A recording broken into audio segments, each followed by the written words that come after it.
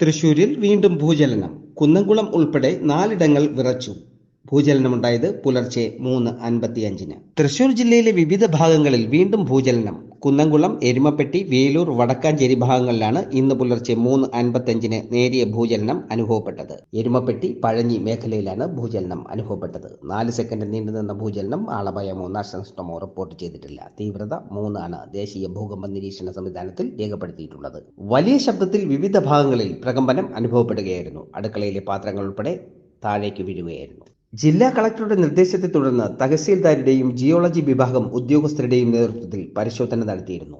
ഭൂചലനത്തിൽ ആനയ്ക്കൽ തോട്ടപ്പുറത്ത് പ്രകാശൻ സുമ ദമ്പതികളുടെ വീടിന് വിള്ളൽ വീണു.